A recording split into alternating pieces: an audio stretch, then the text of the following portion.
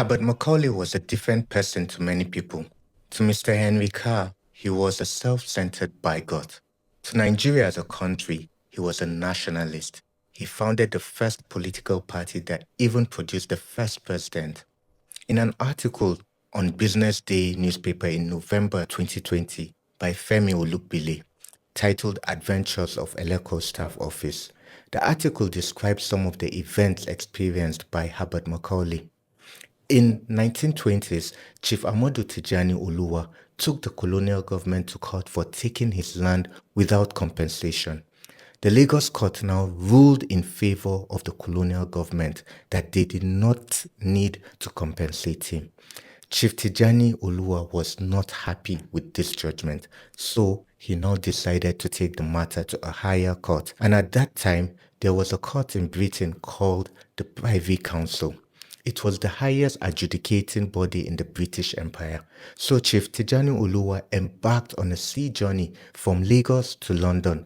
Traveling with him was no other but Herbert Macaulay, who was serving as his secretary and interpreter. Herbert Macaulay had with him the staff of the office of Eleko of Eko, Oba Eshugbayi Eleko. How Herbert Macaulay was able to get hold of the staff of office was a mystery at that time. Whether he got it directly from the Oba himself as a sign of support for his cause, or he asked someone to dig up a similar staff that was once buried with a pretender of the throne and get it to him in Accra before they proceeded to London. Whatever it was, he had the staff with him when they arrived London. While they were in London, a reporter from the Daily Mail interviewed them and followed them to the Privy Council. The reporter later published an article on the newspaper which was damaging to the colonial government's administration in Lagos. The article described how the colonial government disrespected the Oba of Lagos and how the Nigerian people were not happy with them. For example, the lieutenant governor would demand rudely to the Oba, telling him, "Stand up," while talking to me. It also reported the injustice done to the Oba. You see, in 1861, when Oba Dosumu ceded Lagos to the British Crown, Oba Dosumu was promised a sum equal to the net revenue of Lagos. It was not paid, and at the time Herbert Macaulay was in London, the amount was up to about 4 million British pounds. Herbert Macaulay bought a copy of the news article in the Daily Mail and sent it to Lagos. He sent it directly to Governor Clifford, who was the Governor General of Nigeria from 1919 to 1925. The article infuriated the colonial government. Samuel Carr, who was working for the colonial government as the resident of the colony, wrote an angry worded letter to the Oba of Lagos, asking him to denounce what Herbert Macaulay said on his behalf, and he should also do so publicly. If the Oba refused to do so, they will deprive him of his allowances and even stop recognizing him as Oba. The Oba refused to denounce what Herbert Macaulay said, and the government stopped recognizing him.